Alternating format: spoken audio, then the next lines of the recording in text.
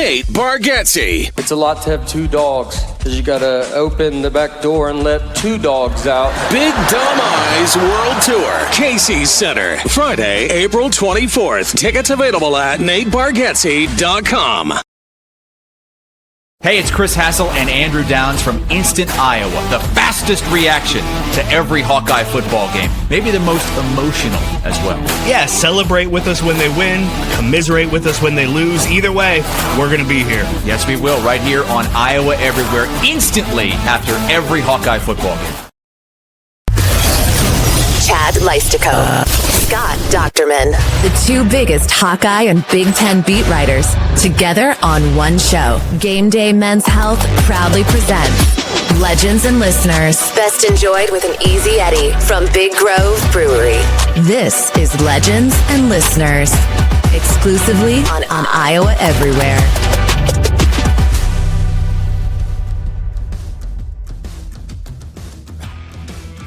Hey, Hawkeye fans, Big Ten fans, and Iowans everywhere. Chad Leistikow here of the Des Moines Register, Scott Dochterman of The Athletic with me, and I just realized it's Iowa-Michigan State week, and I wore a green sweater, Scott. Big faux pas.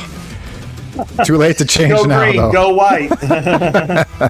Good grief. Yeah. Welcome to hey, I wore green for the Channel Seed Studios because it's just finishing up harvest season here, right? So yeah. We're on episode 120 of Legends and Listeners here on Iowa Everywhere. We are presented by Game Day Men's Health. And Scott, man, we exchanged some texts about today's Thursday show, and tons of things we want to talk about. And I think the first thing that we should talk about is the Iowa USC game, and maybe more microscopically, the last offensive play for the Hawkeyes of the game, the throw from Mark Gronowski on 4th and 6 to Caden Weechin. Why don't you talk about what you told me in the text, and we can go from there. It just kind of encapsulates the season, really, that very moment and that footprint along the grass and the chalk.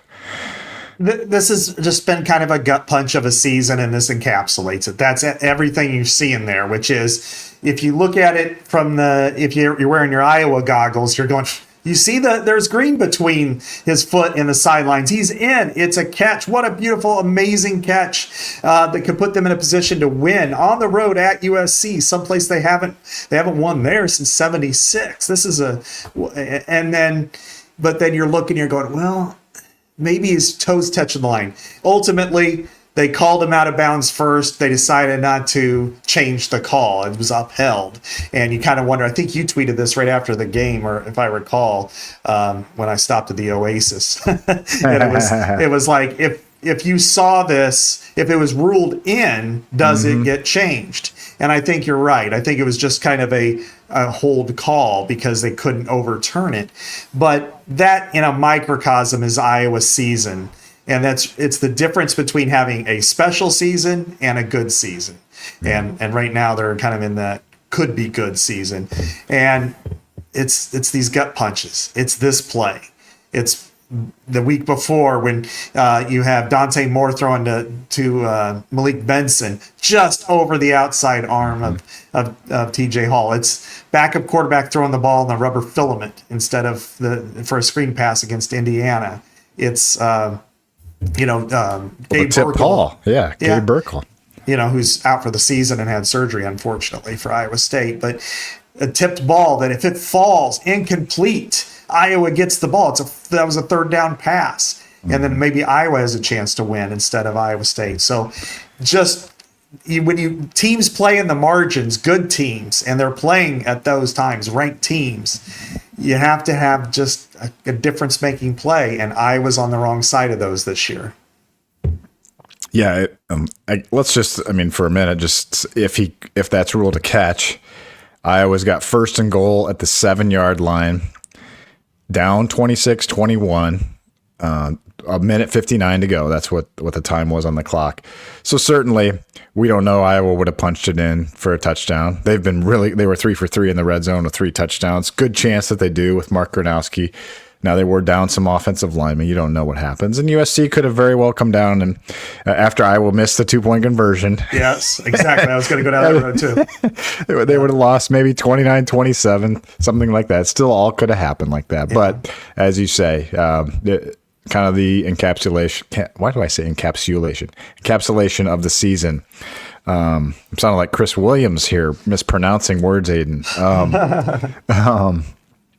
But yeah, it's a tough loss, and there's a ton of plays you can point to in that game. I know people are upset about the officiating, the missed face mask call. Certainly, no question about it. It was a massive call. It was how he got brought down. It's not like it was just in a pile. Yeah. He was literally brought down with the face mask. That's the only thing they used to take him to the ground. And then the next play is the interception that changed the game. Iowa, I'm not saying they would have punched it in and gone up 28-19, but if they do, that's a completely different game than being down 26-21 in the final points of the game, really, in the fourth quarter. So, just a tough way to end. And just speaking of that play, Scott, talk to Gronowski about that play. He said he got the same screenshots that we just looked at there with Aiden afterwards. He's like, I could have, I double hitched on that one. If I only single hitch, maybe he's got enough time. So it's not just luck. You got to do all the little things right to make these things happen. If Caden doesn't jump in the air, he's not knocked out of bounds. Maybe he doesn't make the catch, but it's just all those little things. And it's a shame. We're going to get into kind of what this all means for the season as we go, Scott. But that's been the story of the year, and it does remind me of 2008 quite a bit. Yeah. It was the same way, except that one was a little more extreme because they started 3-3 and then went 6-1. But that last loss, 8-8 at them as much as any of them, which was at Illinois, and they felt like they were the better team, and then they got drilled with 50-plus yard field goal and a couple of seconds left. And this one here, it's the same thing. And here's kind of the perception I have of this team, and tell me if I'm wrong, but that this is as together of a team because the offense is about the equal of the defense, as we've seen in a long time. And they feel well put together. They have good leadership. They have really good chemistry, and it's not uneven. And I think that burns it a little bit deeper than, say, 2 years ago, which they did win a lot of close games. So it always evens out for Iowa and teams like Iowa. But 2 years ago, they're winning these close games 10-7 in Wrigley Field, or they're praying for a punt return, and they still have an opportunity to win that game, by the way, and they blew it.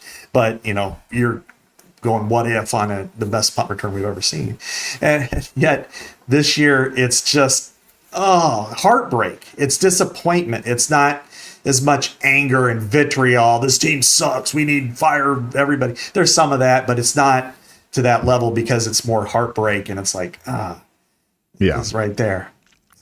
Well, and the other thing I think about this game, especially as I rewatched it, and I felt this in the moment too, but rewatching it always helps. Mekhi Lemon and the Trojans, they just made some incredible plays. Like Iowa's defense this was not a bunch of blown coverage like against Michigan State or against Missouri last year. Like these guys were there. Lutmer was there with him a couple times. Some of those catches Lemon made were incredible. And the touchdown pass, was about the easiest one, and that was right between Entringer and Wampa, I believe, or I think was it. And then there was another one. It wasn't to Lemon, but it was like they shoehorned it. It was to Lemon.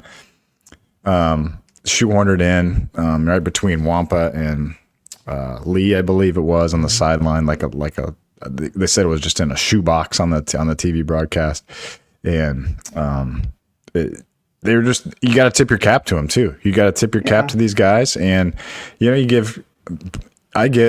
to give a ton of credit to USC and Oregon the last 2 weeks.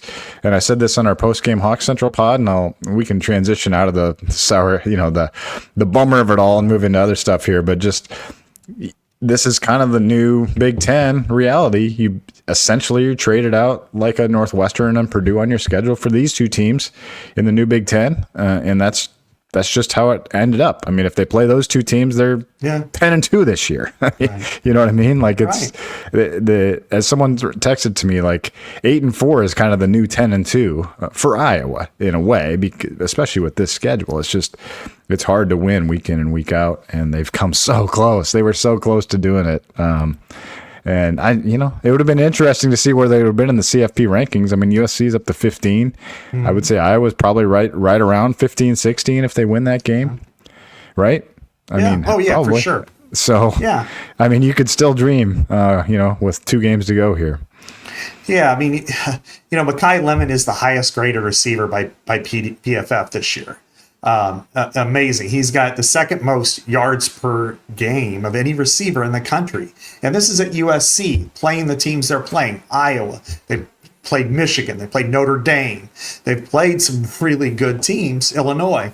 And yet here they are. That was his 4th game with 150 plus yards. He looks like the best receiver in the country. And it's debatable between him and Jeremiah Smith for me. It's just...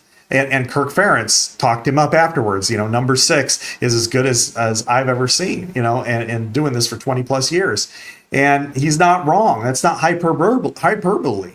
That's good stuff, And it just shows you that, yes, playing USC and Oregon instead of Purdue and Northwestern, this is what you get. And it also shows you that, some people have kind of made fun or poked fun at Tony Petitti's plan of the play-in games at the end of the season. I wouldn't. And this is how Iowa gets to the playoff. If you have 4 guaranteed slots and 3's playing 6 and 4's playing 5, this is what you play for to get into that realm there for the first week of January or December, so you can make it into the playoff. And that's where Iowa would be competitive, because let's say Iowa's playing Michigan the first week of December for a spot in the playoff. Wow. You got a shot, just like you had a shot at USC or against Oregon, and Indiana, you played these good teams.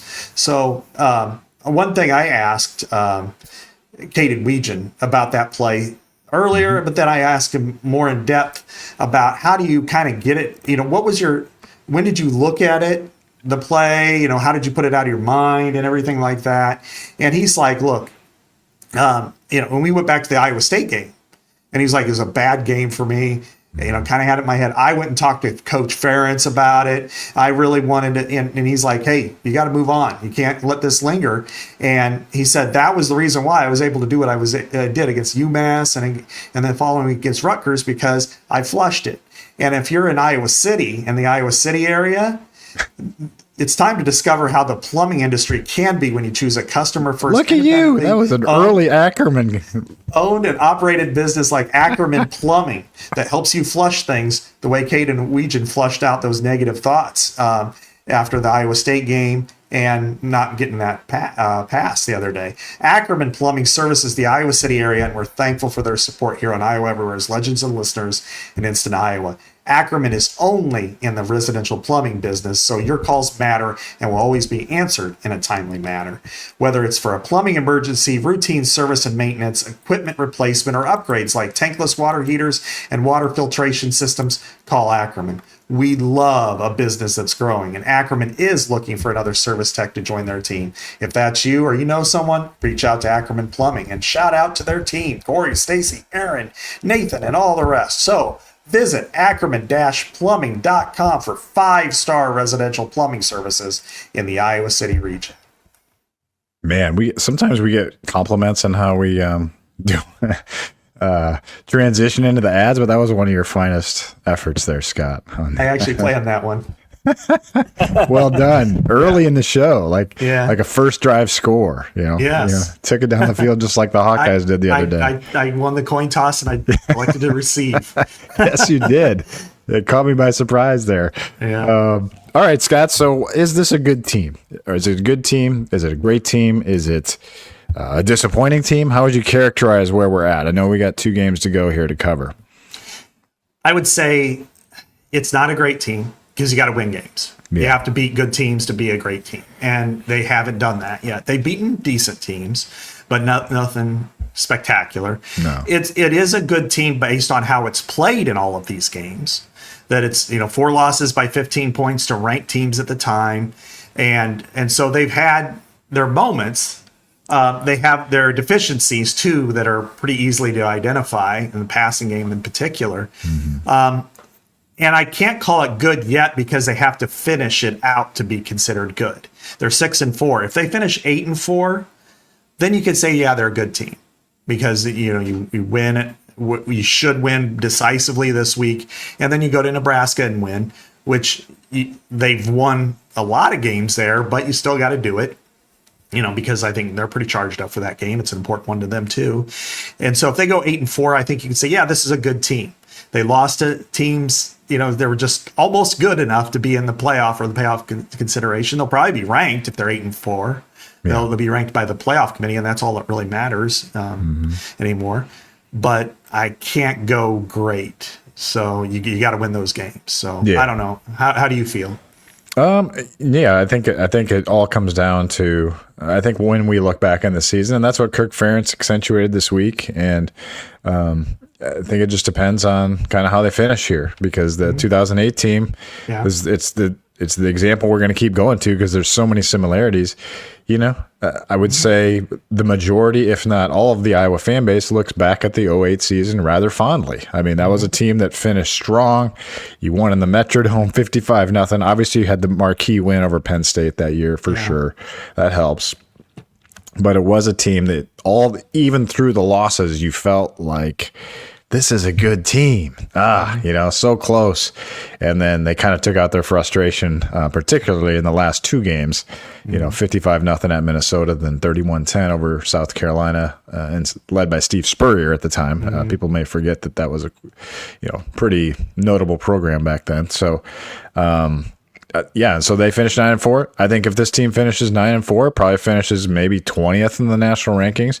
And honestly, and we're going to get to the Bulls in a minute, so maybe I won't spoil anything. But if what happens that you project happens at the Athletic, if they were to win that particular game, then I think you're talking about that was a very good maybe Iowa team. So I think to be determined. But we were both high on this team. To begin with, we both picked 10-2. Everybody knows that. We've been, properly chided for missing, but we weren't far off, I would say, at least in my eyes. But, if you go 7-5, then we did miss it by a while. So it's not over. The story's not over yet, is all I'll say. Yeah, exactly. I mean, if they win this one and they go to Nebraska and lose, then it's below standard. And it's not just losing one game to a rival. I mean, that happens, and you don't want to hear about it, and you will. But it's also about, okay, that plus ... that plus those 4 other close losses, and you go there and you lose by 3 or you lose by 6 or something like that. Then collectively, it's like, you just weren't good enough. Yeah, you beat UMass and you beat Albany, and now against real competition, you're 5-5, and that doesn't mean you're good. That means you're average at best. So, and you're not going to be playing in a decent upper level bowl. So they've got to finish strong. But the thing is with this team, Chad, I like the way that they are competing, and I like the way they're playing. And I think I don't see that mental drop or collapse. And usually they don't have it at Iowa, where some schools will just kind of have that letdown. Iowa's had it a couple of times, but not for a long time. And so I don't see that being an issue. I think they're going to go out and play strong this weekend. And I think that they'll play really hard in Nebraska, and whatever happens. But I think, again, I'd rate this. It's still incomplete for a grade. They're a good team. I think they're a quality team, but your record has to say you're a quality team too. Well, a lot will depend on the health of the offensive line, how they finish, the health of TJ Hall, perhaps. He may not play this week. But one place that is really good with health is GameDay Men's Health. They're a presenting sponsor of Legends and Listeners. And Game Day, Scott and I have both been active with the testosterone replacement therapy at Game Day, and it's both done wonders in our lives.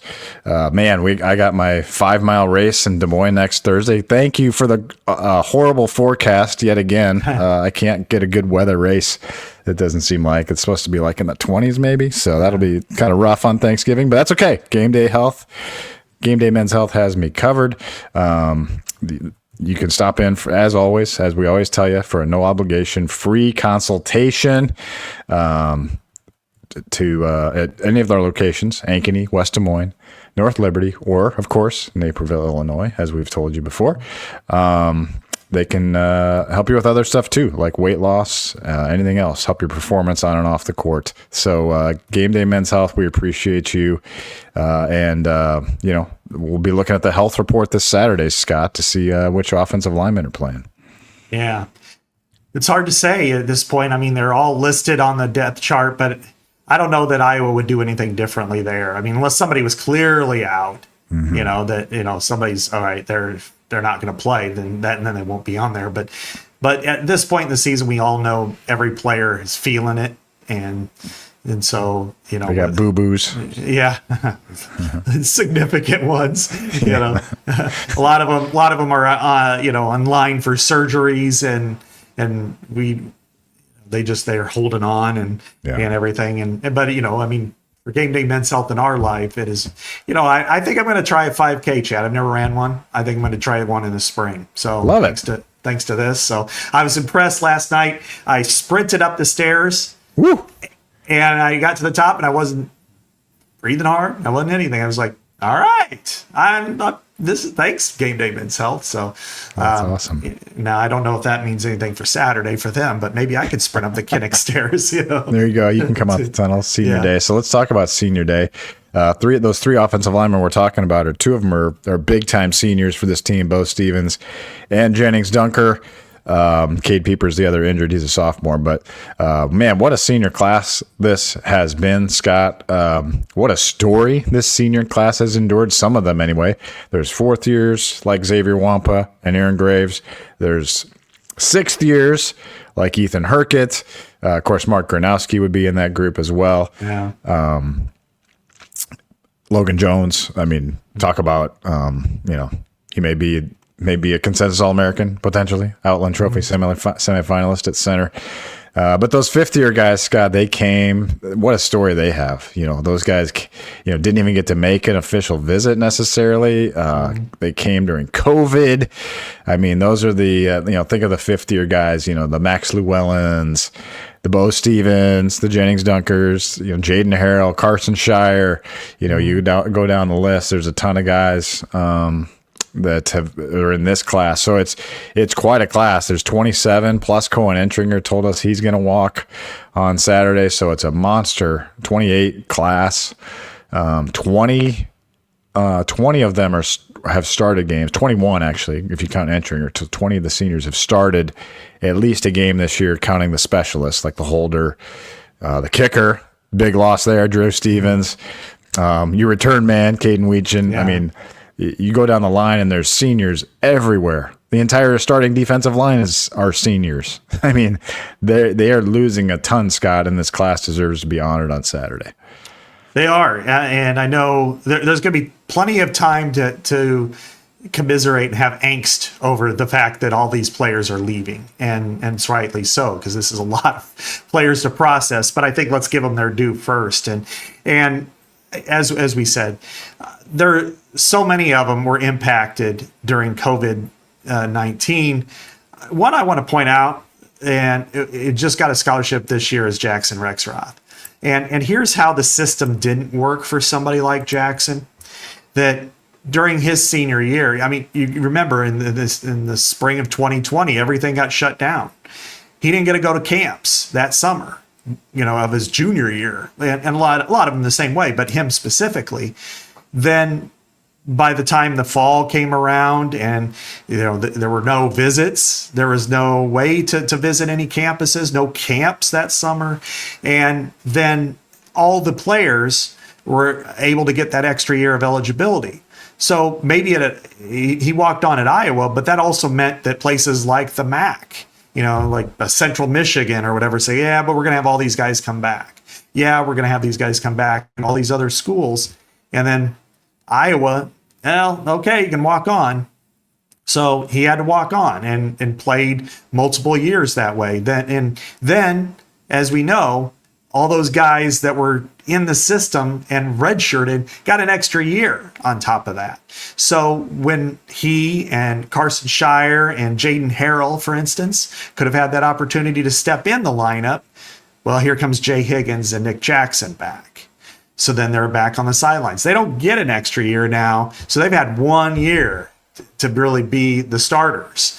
And so they didn't get this extra year on top of it. So they kind of got squeezed at both ends. At the very beginning, they didn't have the opportunities to really, for some of them to get into a school. And then on the backside, they got squeezed by other players using 6th years and 5th years that they didn't have themselves. So I think this is, it's appropriate to mention this because this was a class, but it held together so well. And they really had a lot of depth in the way they played, and stylistically, they were all such different players, and their impact was so varied.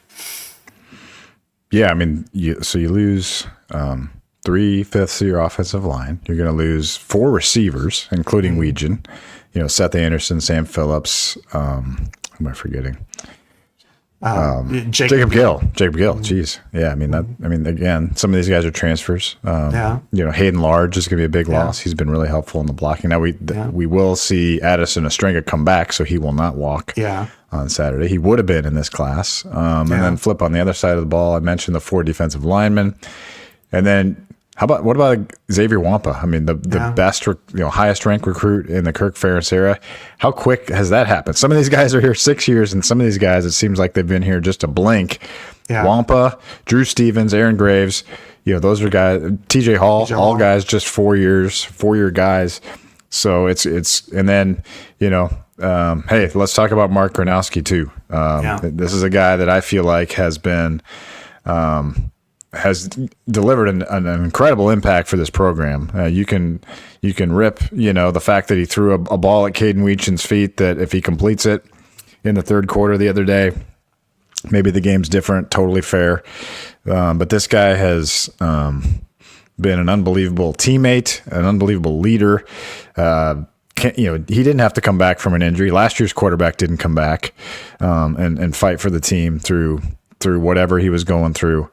This year, Mark Gronowski, he's put his knee on the line. He's, you think about that run he made at Penn State, and just like your friends at The Athletic and the national media, it feels like Mark Gronowski has helped take this offense into a more respectable level nationally. I think Lester has a huge part of that too, but I feel like Gronowski has given this. He's a big time recruit that came here, believed in the offense.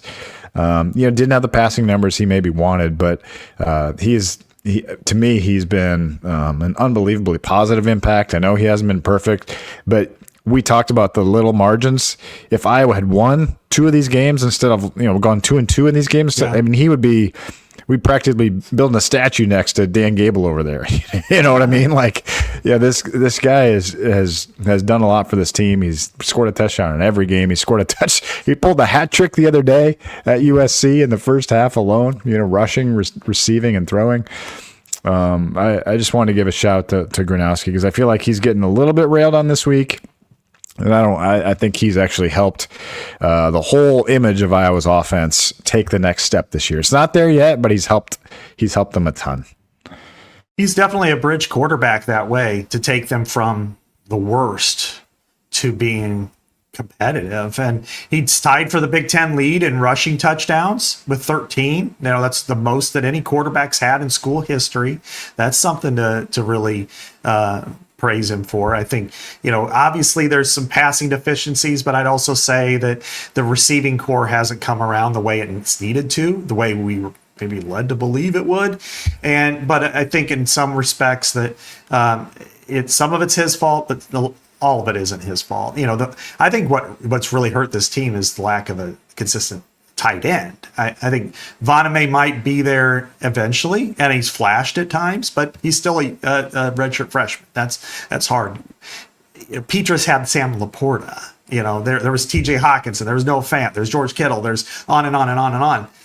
With Addison Ostrenga going down as early as he did, they haven't had anybody take that next step and be that consistent third down guy, tough catch guy that allows the receivers to kind of do their thing. I like the impact that he's had. And again, the first quarter of the season, I was like, not again, Right. And I really was like, are you kidding me? Because I'm like, I thought this guy was going to be good. I vouched for him, and not that it's about me at all, but I was like, damn it, my reputation's going to take a hit because I've seen him play. And he's really good, and I think he's kind of proven that through the course of the season that in game moments. Look at the drive that he put together against Oregon. Two fourth down conversions. 40-yard pass on 3rd and 5 at his own 12. You look at. Again, we're going into what if territory, but that's fine. That's what's the hallmark of the season is going to be. What if he was in against Indiana? Yeah. And then last week, fraction of an inch, and it's 1st and goal at the 7 inside of 2 minutes to go. So he has engineered victory throughout his career at South Dakota State and at Iowa. You could see the respect that everybody has for him. He's earned it. Yeah, he makes a lot of money, but all quarterbacks are going to.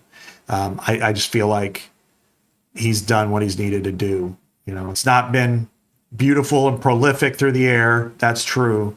But I think the way he's played has been, because if he wasn't doing what he was doing and they had a traditional quarterback throwing the ball more, well, are they going to throw for 13 more touchdown passes than, and one rushing touchdown or something? Probably not, So I think the impact would have been the same with a better passer. Well, a light brew with no hangover, Scott. Meet Athletic Light. Athletic Light. I'm going to try it for the first time today. I've already made the pour. We are proud to be to welcome again the Athletic Brewing Company, America's largest dedicated non-alcoholic brewer, to legends and listeners. This is our 4th week, I think, with them on board, and I've got the light. I've never had the light before. I got this as part of this little sponsorship deal, and I'm gonna give it a try. I'm not necessarily I'm more of an IPA guy, or was more of an IPA guy, but pretty happy to give this a shot. Yummy.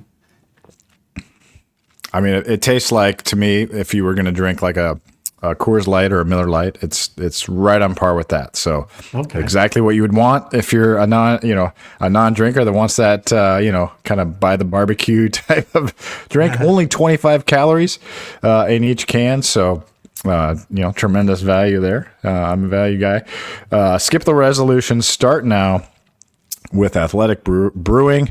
You can visit their incredible selection of products at athleticbrewing.com.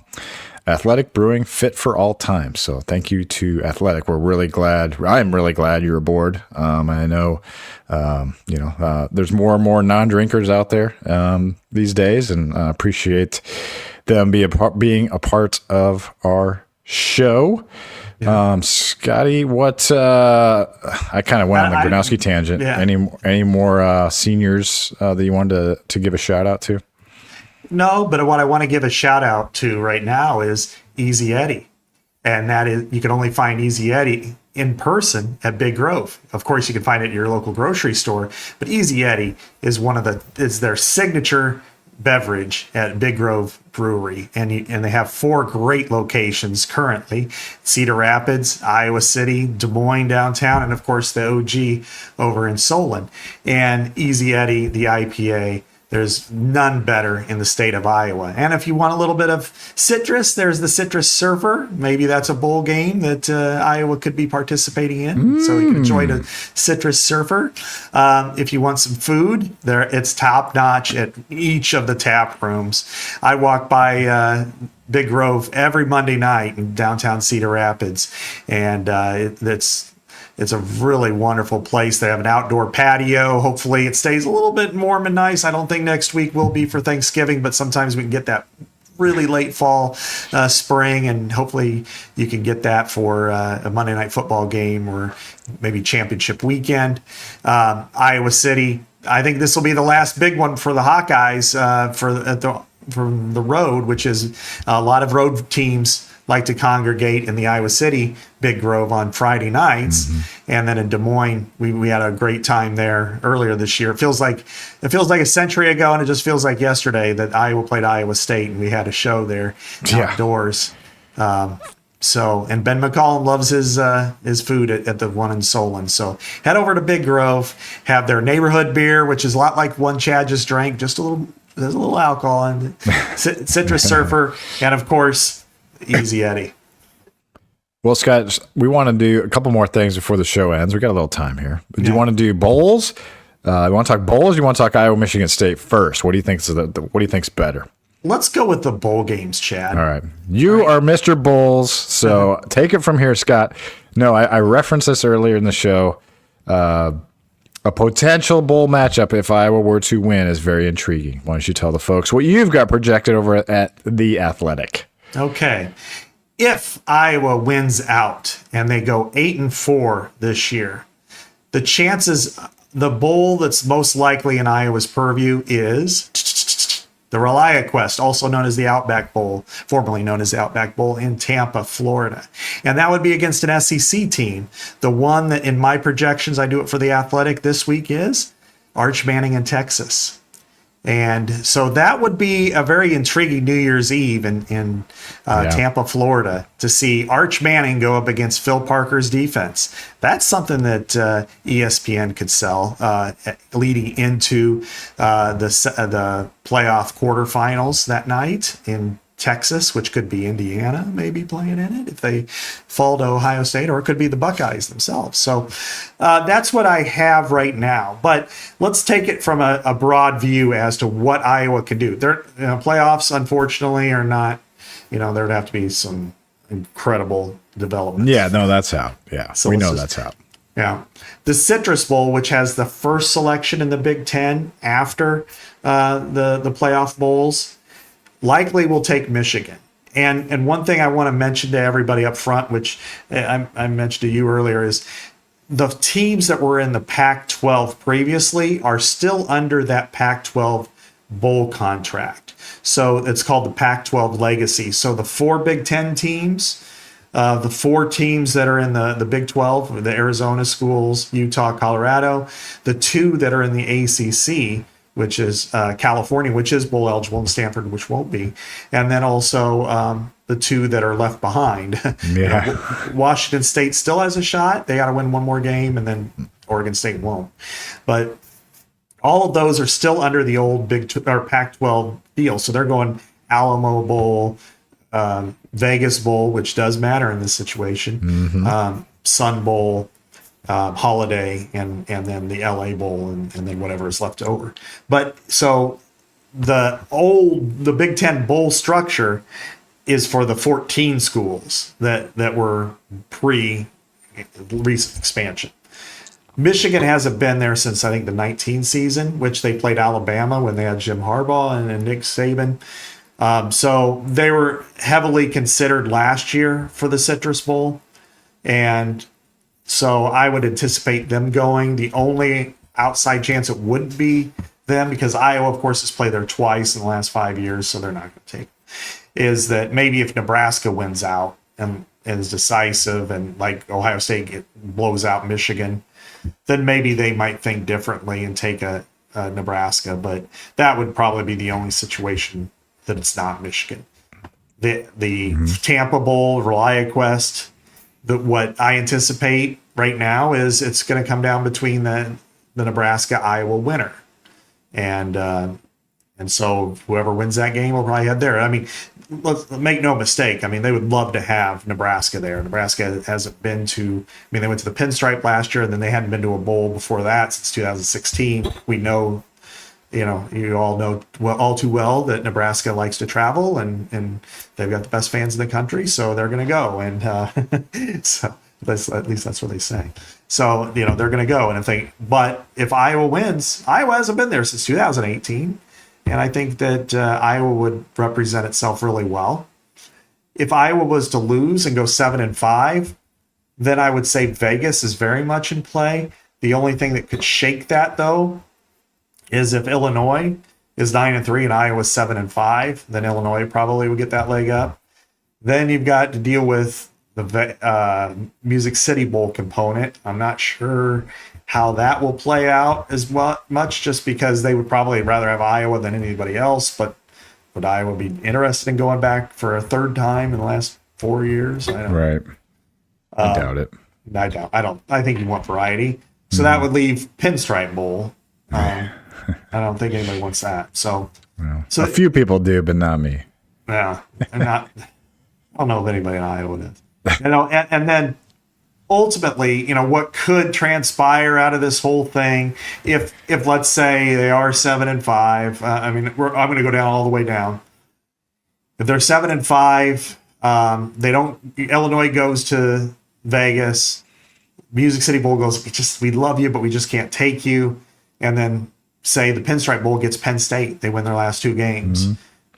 Then they could go all the way down to the Rate Bowl in Phoenix, which is a great spot. It's not really a great bowl to go to at that level, but you kind of, I think Iowa State's dealing with this right now, where Jamie Pollard kind of talking it up, and I think it's in some cases once you get past like the middle tier, it's more about location. I mean, would you rather go to a bowl game in New York City or Phoenix? I don't know. I mean, I guess it's up to you, but let's say that they go to the Reliant West Bowl. Yeah. Here's how their opponent is structured. The SEC has a different system than everybody else. The Citrus Bowl gets to pick its number 1 team, which would be, I put this week Tennessee. Let's say Tennessee beats Vanderbilt. They're 9-3. Yes, they were there a couple of years ago, but Tennessee, Michigan, that's what they call a helmet game. That's probably one that they would like. Other teams in contention would include, Missouri, Vanderbilt. There's a couple other ones there. Potentially Oklahoma. Texas, of course, would be in there, but Texas and Michigan played last year. Oklahoma and Michigan played this year. Is that a game? You want to have variety there too. So then, but then the next tier, which is a string of 6 bowls, all are considered on the same tier. I hope I'm not boring you. Okay. I was like, oh no. But they're on the next tier, and that's Tampa. That's the Gator Bowl, Music City Bowl, Duke's Mayo Bowl, the Texas Bowl in Houston, which Iowa State I actually have in, and then Liberty Bowl in Memphis. They're all considered on the same tier. The teams will send their top 3 choices to the SEC office. The bowls will send their top 3 choices to the SEC office. The Citrus gets to make its own pick. The others have to submit them through, and then the SEC decides where everybody should go. So let's say the Texas Bowl goes, we want Texas. And Texas says, we'd rather stay in state. We want to go there. Well, then they're going to go there. But people don't really line up very often to go to like the Liberty Bowl when you got Tampa as an option, or, So anyway, this could wind up, the SEC can say, you know what, we prefer Vanderbilt, Diego Pavia. Getting out of Nashville, going there, New Year's Eve game against Iowa would be really well received. Maybe if Oklahoma loses a game and doesn't make the playoff, they'd be very much in play. Now, if they go to Vegas, it's the Pac-12 legacy. So it could be Washington. It could be Utah. It could be Arizona State. So there's all kinds of components there. Then if it's Nashville, it's in the same situation that you just dealt with the SEC in Tampa. Pinstripe Bowl is ACC, and the ACC structures it in 2 different tiers, and it's a second tier bowl with the Sun and with Duke's Mayo. Their first tier is the Pop-Tarts Bowl, the Gator, and the Holiday for them. So it would probably be somebody like Pittsburgh I have Pitt versus Penn State there, which I think they would love to have. That'd be fun. Yeah. Yeah. And then the Rate Bowl is a very low level Big 12 bowl. It's the only one where they really cross over with the Big 12. And that's one, I don't think anybody in their right mind would want this, but it could be like Iowa State. Yeah. Yeah, I don't know if they would agree to that, but I don't think they'd want that. Yeah. Well, thank you for the breakdown. That's very helpful. Hopefully our audience kind of sorted that through as they were listening. To me, it's as simple as win out, go to Tampa is kind of the message I hear from you. And I think that's nobody's going to, throw a parade for going to the Outback or ReliaQuest Bowl. No, we can call it the Outback Bowl, whatever. The sponsors aren't going to get mad at us yet.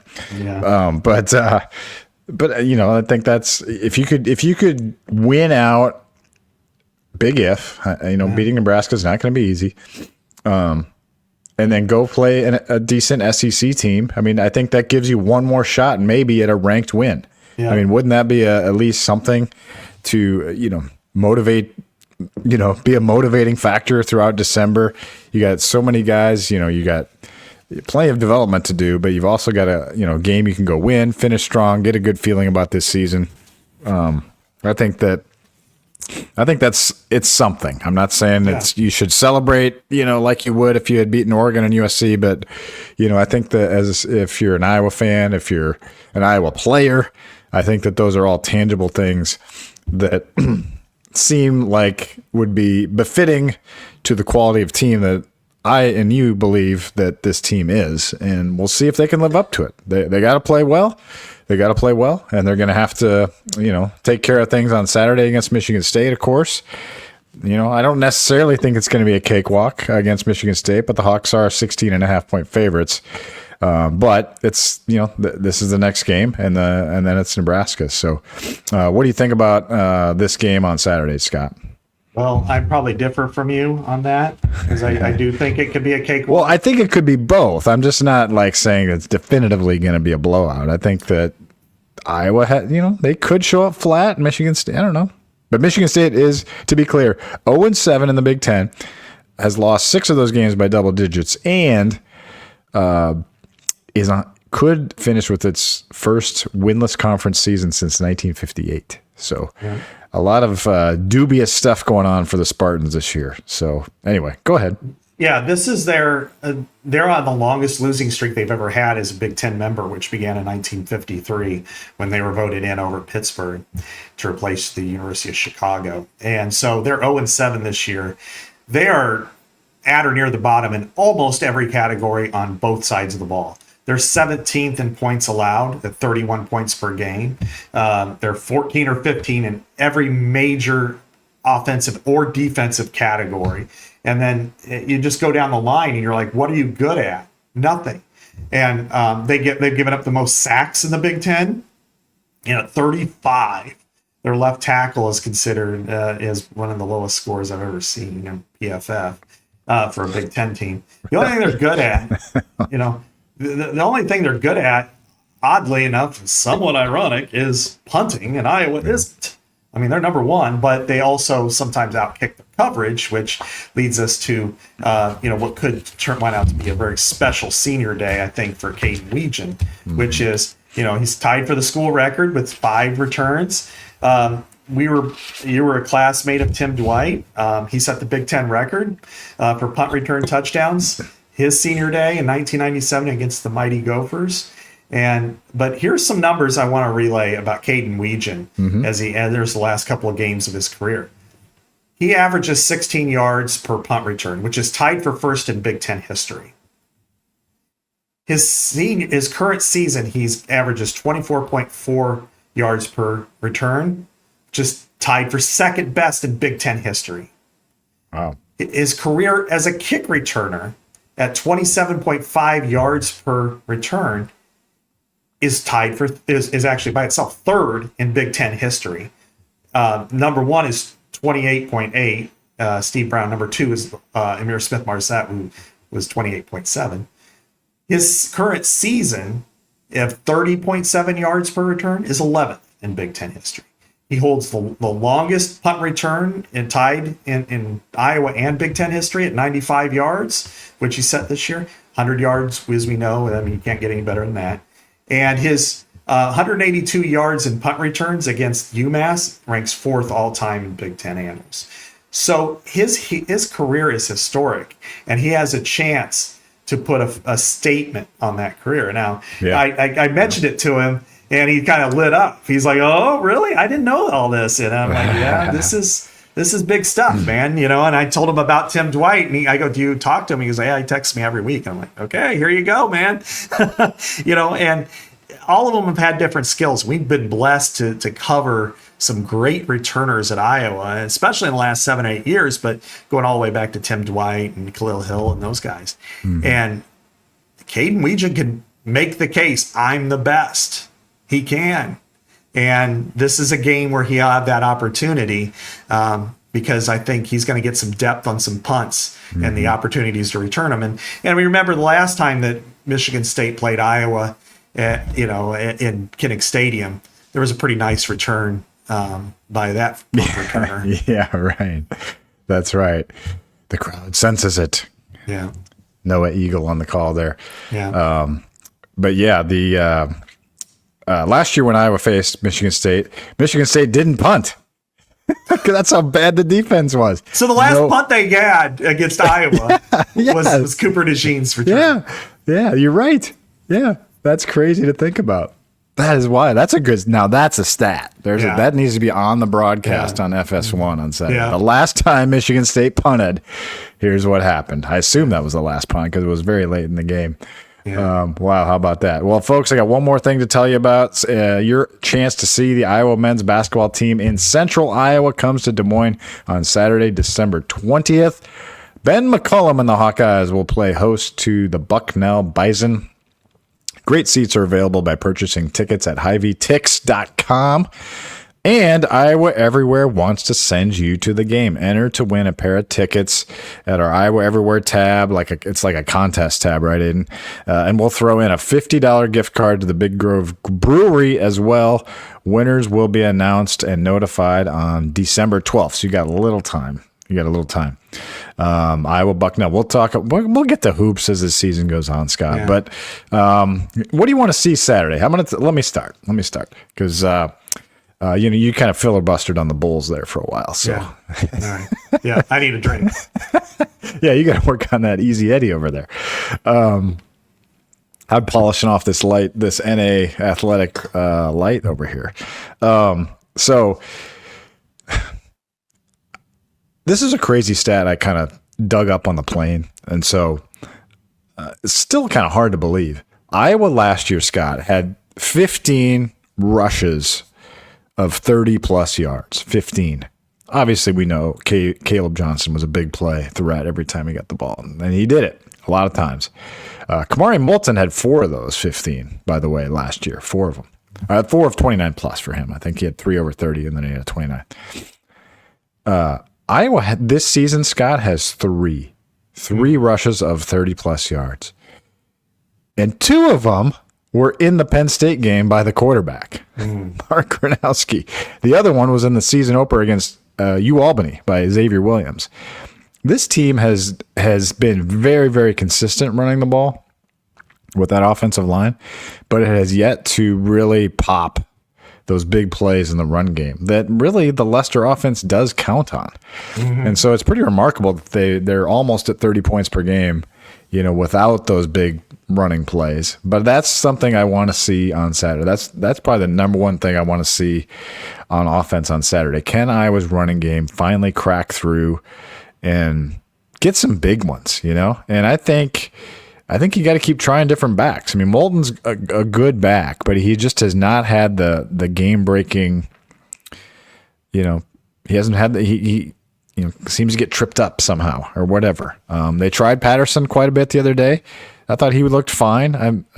What I said on our Hawk Central show is I'd like to see more Nathan McNeil. I mean, he's kind of disappeared, and he looked so good in fall camp. All the clips were so impressive of him, and it seems like every time he's in the game and touches the ball, he can do something with it. Yeah. So I saw he popped on the depth chart this week. So maybe they're thinking the same thing. That's just, I'm not saying like he's the only guy that can do it, but I'm like, now's the time when it's not a bad time to play your freshman. And so whatever it takes, if you can get a big long run this week, I think that's a little stat I'm watching on Saturday. Scott, what do you want to see? Along those lines, I mean, you're talking about a team that allows 4.54 yards per carry. So that's 14th in the Big Ten, and they allow almost 154 yards a game on the ground. So the opportunities will be there, and they will be there in the passing game too. I want to see some game-breaking plays, whether it's through the air or on the ground. I think that energizes fans, makes it it's something that all those years that's what fans were missing, which was, when you're winning 13-8 or whatever it felt like, or 13-6, I suppose, because they only got 2 field goals. It was just like, you want to see game-breaking, exciting football, and sometimes you're not getting that. Defensively, if there is something about this team, they do have some skill position players that can cause you issues. Aiden Childs had it by far his best game as a pro. At Michigan State last year against Iowa. It's not close. He's been okay, but he's been benched, and now, the other guy, Alesso Milosevic, the quarterback, is taken over. He's a true freshman. He is not a runner the way Aiden Childs is. And depending on who plays, Nick Marsh and Omar Kelly, especially Nick Marsh, is a really good receiver. You wonder what their future holds, beyond, especially Marsh, what his future holds after this. Yeah.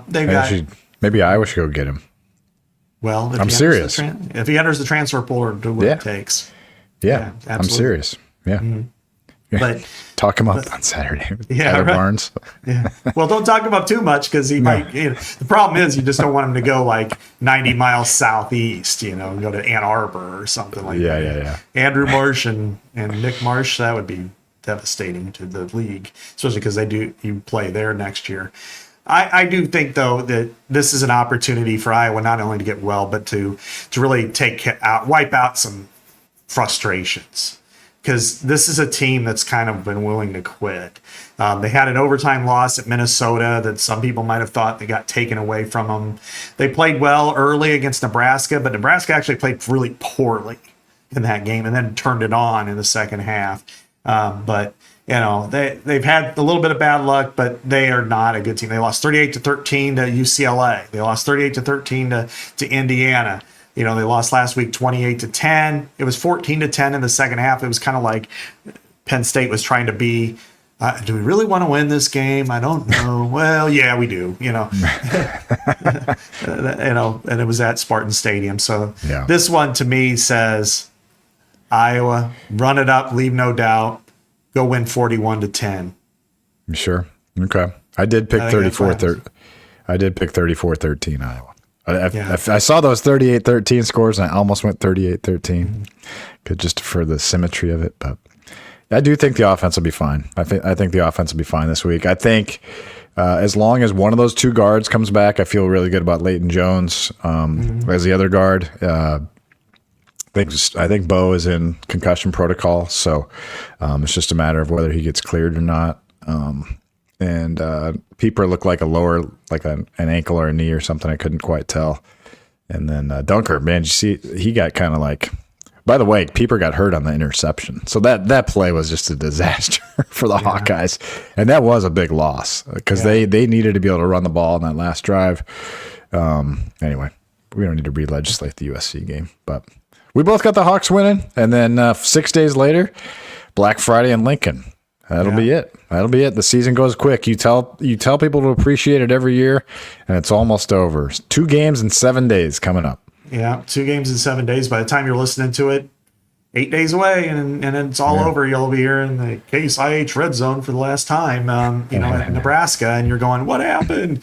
I always say this time of year, to me, feels like it's about 9 o'clock on Christmas night, and it's like it's over. It's still Christmas, but it's over, and I'm sad, and that's kind of where we are. I mean, unfortunately, I won't be in Lincoln. I'll be in Minneapolis for the Axe game, but I'll watch it, definitely. You and PJ? Yeah, okay.